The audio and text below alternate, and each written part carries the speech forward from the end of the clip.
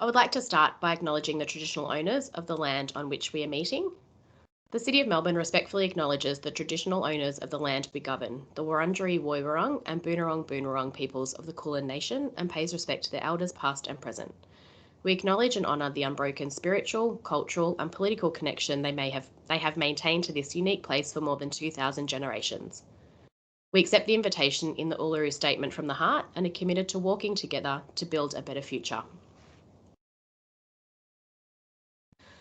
The key topics that will be covered in greater detail today include an overview of the Event Partnership Program, the assessment criteria weightings, priority considerations, allocation of funds, market research and visitation data, sustainability and waste management, event permits, post-event report, application tips, other avenues for support, consultations, and some frequently asked questions. This will also be followed by a Q&A session at the end. We will take written questions, so feel free to pop these into the chat at any stage, and a team member will endeavour to answer these throughout the presentation or at the end during the Q&A. For questions that are specific to your event, we request you email us at eventsponsorship@melbourne.vic.gov.au and the team will get back to you directly. The Event Partnership Program is designed to provide financial support to free and accessible events that are held within the City of Melbourne municipality. The program aims to activate Melbourne and create memorable, engaging and innovative experiences for both locals and visitors.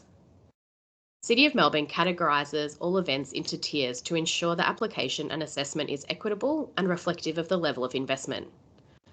Tiers are categorised by the total investment value, including both cash and in-kind. In-kind in this instance refers only to covering site hire fees for City of Melbourne managed public outdoor space. The three tiers for 2025 have remained the same as that of 2024. Tier 3 are partners funded between $10,000 and $50,000, Tier 2 $50,001 to $100,000, and Tier 1 any funding above $101,000. Funding requests for cash remained capped at $150,000, however the total partnership can exceed this amount if in-kind is also approved. We have included a high-level overview of the main differences between the levels of funding. This is around attendance, market research, business engagement and sponsorship benefits. The full table of the three tiers can be found in the guideline document available on the website.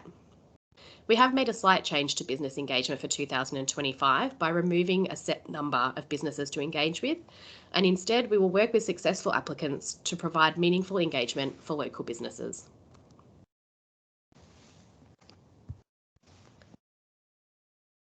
Applications will be assessed by the event partnership team using a set of weighted assessment criteria and then reviewed by a panel of assessors from various divisions within City of Melbourne. Applications will also be assessed against eligibility criteria, the strength of the application and alignment to the program objectives and City of Melbourne's vision and goals. The table shown highlights the importance of each category. The application should be reflective of the weighted scoring and be as detailed as possible. Economic impact and attendance refers to the degree to which the event increases visitation to the city, engages local businesses and provides a measurable economic benefit to the city. Event programming is the range of free and engaging programming that encourages active participation. Brand and marketing talks to the extent to which the event increases the profile of the city as a tourist destination and provides sponsorship benefits to council. Community involvement is how the event will actively engage with community groups and collaborate with traditional owners. Accessibility for all members of the community is also a key consideration. Event calendar alignment is how the event will fit within the city's calendar, delivering year-round events. This also includes uniqueness, date, time, and location. Environmental sustainability is how the event employs environmentally sustainable practices and reduces their environmental impact. The application standard is how financially viable the event is, whether it will proceed with or without City of Melbourne funding, and this also includes the level of detail and completeness of the information provided in the application. I'll now throw to Amy Corp, who will talk to the priority considerations. The program prioritises events that fall within the outlined priority consideration categories. Visitation and spend. Since the tourism expenditure generated by an event will be a key metric in measuring the value added to the Melbourne economy. Examples include the event attendance, spend of visitors, and how you are keeping them in the city before or after your event to maximise spend within the City of Melbourne. Docklands. So City of Melbourne continues to promote our Docklands neighbourhood, and we strongly encourage event organisers to consider this as a location for your next event. Preference will be given to events that offer benefits to Docklands workers, residents, and local businesses. Winter events. So given there are less events on the calendar during the winter months, this is a priority season to activate Melbourne. We encourage you to look at how you can leverage off the quieter winter months of April to July, as delivering your event during this period will be considered highly. You often find the public will have more free time during these months as well. And lastly, the main change to these priority considerations is the daytime and twilight activation. So the focus of the program is now on the daytime trading. Given the slower return to the office for staff, small businesses are finding it challenging during the daytime, particularly on weekdays. Therefore, keeping Melbourne vibrant at all times of the day is a priority. Further to these priority considerations, a good application should also consider high quality answers, think quality over quantity, answer every question as clear as possible, upload as much additional information as possible. This includes budget reports, marketing information, and your economic impact reports. Read the guidelines carefully prior to starting your application and ensure your event meets all the eligibility requirements. And lastly, if you don't have all the information, save your application as a draft and come back to it when you are ready. The cash sponsorship provided by the City of Melbourne must be allocated towards the enhancement of the free programming components of your event, such as performer fees, programming, marketing, advertising, stage infrastructure, and AV requirements. The sponsorship money cannot be used to cover core operational event costs, such as accommodation, wages, travel, security, prizes, insurance fees, etc. Events must not be fully reliant on funding from City of Melbourne. You must be able to demonstrate that the sponsorship request equates to less than 70% of the overall expenditure of the free programming budget. Otherwise, the event will be deemed ineligible. As part of your application, you are required to outline the minimum amount of sponsorship funding required to deliver your event to the scale that it is noted in your application. While City of Melbourne endeavours to provide the sponsorship amount requested, with limited funds available, this is not always possible. Should the minimum amount requested be too high and not representative of the scale of the event, this request will not be approved by Council. And when answering this question, you should also consider previous funding amounts. For example, if you've received $30,000 previously and you're now requesting $100,000 as your minimum amount, you must be able to justify in your application where this money would be spent. If this isn't visible, again, this request may be rejected by Council. Moving on to market research and visitation data. So all sponsored events will be assessed on their visitation and spend data. The data we require within your application is listed here on the screen. So that includes visitor point of origin, percentage of visitors who visited for the event, percentage of unique visitors to the event, which is only applicable to multi-day events. And this relates to the number of different visitors per day. So you wouldn't be including the same visitors across both days of the event. Length of stay for overnight visitors. And lastly, total trip spent per customer. Events that have occurred in the past are expected to include the data listed in their application. For new events, this is not required. However, it is a requirement for the post-event report if your event is successful for sponsorship. Your account manager will talk through the process of how to obtain this data within your market research, which can be through surveys. And then for events that are required to submit an economic impact report, this should also be captured within this report. If you're a new event, this can also be discussed in further detail during your 15-minute consultation if you have one booked. I will now hand you over to Jeremy. Sustainability and waste management is a key focus area for City of Melbourne. All events must commit to reducing their environmental impact and improving waste management. In your application, please provide details of the event's sustainable commitments as part of the event delivery, including encouraging the use of public transport to and from the event, providing recycling facilities, removal of banned single-use plastics, reducing printed collateral, completing a waste audit report, and establishing improvement targets. Dependent on the level of funding, waste data may also be required. Events will also need to implement a thorough plan on how to minimise waste at the event.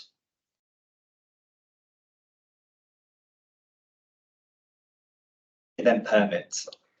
If you would like to hold an event in a park or open space managed by City of Melbourne, you will need to submit an event permit application via our website to indicate that you're applying to the Event Partnership Programme. Example areas include Burren Marr, Docklands, Treasury Gardens, and Queensbridge Square. Event permit applications should be submitted prior to submitting your application. You'll be given a booking reference number and a quote to include in the application. If you haven't received an email from the event operations team with the value of site hire fees, our team can add this for you during the time of the assessment process. Should the site fees need to be entered by our team, this may have an impact on the level of funding you have applied for, and the value of site fees may move you into a different tier. All public event permit applications will incur an application fee, a site fee, plus an authority to sell fee if applicable. Not-for-profit and community organisations automatically receive a fee waiver for their permit fees. Both the site fee and hire fees does not constitute as an event permit. You must continue to work with the event operations team to submit a necessary documentation to acquire an event permit. For events taking place from the 1st of July 2025, you may be eligible to apply for major events expressions of interest. This is a new EOI process for the booking of City of Melbourne outdoor public spaces for up to 3 years. To discuss any queries regarding event permits or the EOI application, please contact the event operations team. I'll now hand over to Rebecca, who will talk to the post-event report. The post-event report. All successful events that receive monetary support from City of Melbourne are required to submit a post-event report at the conclusion of the event. The post-event report must be submitted via Smart Grants.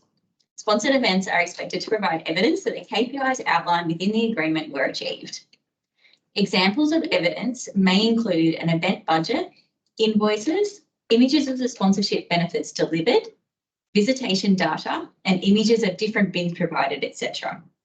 It's great to keep in mind as you are planning and delivering your event of these KPIs, so you have all the required documentation when you submit your post-event report.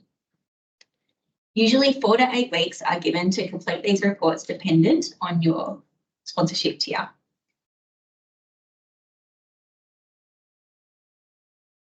And some application tips to help you along with the process. Write your application as if we don't know the event at all, which can be very true.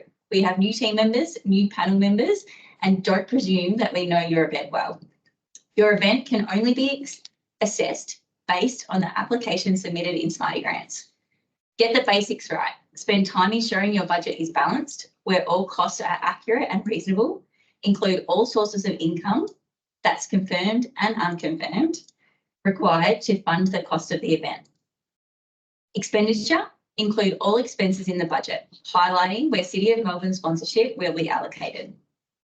If you're hoping to book City of Melbourne public outdoor space, complete your event permit application early and accurately. The program is highly competitive. Therefore, it is in your best interest to provide as much detail to us as possible. The boxes in the application will appear very small, but they will expand as you enter your information. You are an expert of your event. This is an opportunity to sell your event to us. If your event is new or new to EPP, spend time outlining your organisation's capacity to deliver the event. Who is part of your team and what experience will they bring to deliver you a successful event? Demonstrate how you will attract your desired audience by outlining your marketing plan and their channels. A couple more tips for you. So pre-programming is highly weighted. We encourage you to provide as much detail as possible on the type of free programming that will form the basis of your event. Who will be involved? Where will it be held? What time? How many people will be expected to be there? There is no minimum number of community groups your organisation should engage with. However, you will need to demonstrate meaningful community engagement. Assessment will be based on the quality of your engagement. We are looking for these groups to be actively involved in the event rather than just being invited to it.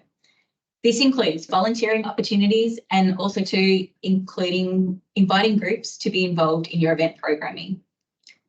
Also the same with business engagement. It's about meaningful engagement with local precinct association and businesses. Could they be involved on site or could they be part of the promotion of the actual event? Have all business stakeholders been notified of the event actually taking place and has this been done in a timely manner?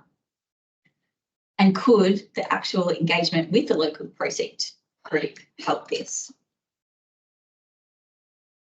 And some other avenues of support from the City of Melbourne. So if we read your EPP guide, if you read our EPP guidelines and you decide that your event isn't the right fit for the event partnership program, or if you are looking for other opportunities within the council, you can also check out the other grants sponsorship opportunities on our website. Examples include annual arts grants applications that open on the 15th of May and close on the 23rd of June, and also to the multi-year arts grants applications, which open on the 29th of April through to the 23rd of June. Events or festivals, including components thereof, already receiving support from another City of Melbourne sponsorship or grant program are not eligible to apply to EPP. If our program is not suitable and or you are receiving funding from another area of council, you are still welcome to promotional support and being able to list a free listing on What's on Melbourne. Please note, not-for-profit community organisations are eligible for a fee waiver or site hire fees for City of Melbourne managed spaces. Please contact the event operations team if this is relevant to you. I'll now hand over to Hannah, who will speak to application information and the next steps. So the applications for the program will open on Monday, the 6th of May and will close 4 p.m. on Friday, the 31st of May. Please note that late applications will not be accepted and to please apply for an event permit if you haven't already done so. Once your application has been submitted, you should continue working on your event and recommendations are put forward at our formal council meeting in August for consideration and approval. Applicants will be notified in September as to whether they were successful receiving sponsorship, and this will also include which level of funding you were successful for. From here, you'll be allocated a partnerships account manager and partnership negotiations to commence generally 3 months out from your event unless it's a larger Tier 1 event. If you have event-specific questions about the program or application process, we encourage you to book in a 15-minute consultation session by sending an email to eventsponsorship@melbourne.vic.gov.au or send us a message in the webinar and we'll book you in. Sessions will run on Thursday the 2nd of May and Thursday the 9th of May between 1 p.m. and 4 p.m. I'll now hand you back over to Lisa to explain some of our frequently asked questions. Thanks, Hannah. If you do have any questions you want answered during the webinar, I would recommend that you pop them into the chat shortly because we will get to that point soon. So for the first time this year, we have added a frequently asked questions section on our website. Our aim is to make the process easier for applicants each year, so we value your feedback. If you have any suggestions on how we could improve the process, we would love to hear from you. In addition to those questions on the website, we have a few more specific questions that we can answer here today. What if my event is still in planning stages or details may change after the application is submitted? Should you submit your application before the 4 p.m. deadline on 31st of May and you need to make an amendment, please reach out to the team at eventsponsorship@melbourne.vic.gov.au. We can reopen your application for you to edit and resubmit by the deadline. Should changes occur to your event after your application deadline, please reach out to the team to discuss your options. Should you be successful in receiving funding and significant changes to the scope of the event have happened since the application, this may need to be escalated for approval and the funding amount may also need to be reviewed. If your application is successful, unsuccessful, or ineligible, you will be notified. For those that are unsuccessful or ineligible, we will include some key feedback in your notification letter to assist with future applications. You're also welcome to reach out to the team to discuss the outcome of your application. In regards to the funding, successful applicants will be required to accept City of Melbourne's standard payment schedule, which is 50% of any cash sponsorship paid prior to the delivery of the event. The balance is then payable upon submission of a satisfactory post-event report. If you're interested in seeing some of the events that we've supported previously, a full list of our previous recipients is available on the website. We will now head into our general Q&A session with Siobhan. So if you do have a question that you'd like answered now, please, as I said, pop it into the chat and we will endeavour to answer it now. If no questions come through, you're more than welcome to reach out to us directly if you've got an event-specific question or to book a consultation.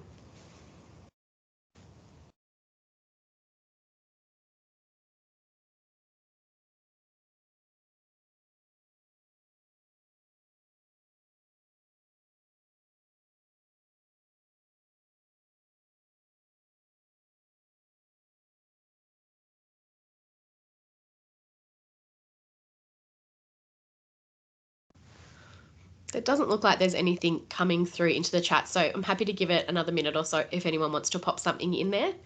Oh, Aisha, thank you for your message. In regards to a list of City of Melbourne managed spaces, the easiest way to do that is to reach out to our event operations team. Jeremy might be able to answer if we actually have a full list available or whether it's more just discussing what venues you're looking at, and we can then advise whether they are managed by City of Melbourne or if they're privately managed space.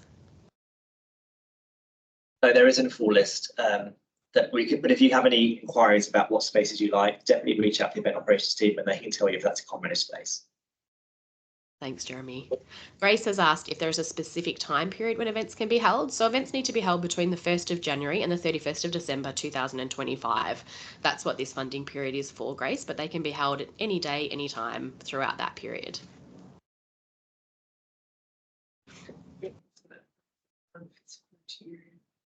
Another question from Megan, if a cultural festival like Mid-Autumn at Queen Victoria Market would be one that fits the criteria? Yes, depending on the size of the event. So it just needs to, probably the best thing to do would be have a look at our guidelines and ensure it meets the eligibility in terms of attendance numbers, that the event's free to attend or part thereof. We can definitely chat through that with you. We've definitely supported a Mid-Autumn Festival previously, but I'm not sure if it's the same one. And we do support a number of cultural events at Queen Victoria Market. So it would just be making sure that it fits the rest of the eligibility criteria, Megan.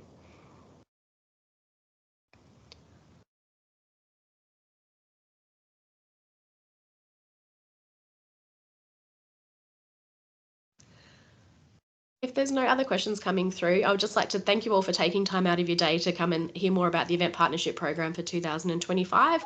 As we said, you're always welcome to reach out to us for further information or any questions. I feel like the consultations are a really great opportunity to chat with the team directly. We did these for the first time last year and they were really successful, and I think really help people know whether they were eligible or not or on the right track with their applications. So if you haven't done one before, definitely reach out and book a consultation in. If not, best of luck with the application. We would love to see what ideas you've got coming up for City of Melbourne next year. Yes, we are recording this and we'll pop it up on our website in the coming days, so you will be able to then view this and share it with other people in your organisation. Dean, multi-day event eligible if attendant is roughly 5,000 per day, or is this too small? The minimum attendance of 5,000 is for the entirety of the event. So if it's going for multiple days, as long as that total attendance is over 5,000, it doesn't have to be 5,000 at any one time. And then a question from Tess. So our budget hasn't increased from last year, Tess, so we've got around $2.5 million to distribute across all of the events. Last year we had applications totaling over 5 million. So when we say it's a competitive process, it really is. We definitely get asked for more than we have to give. But look forward to seeing what you've got planned.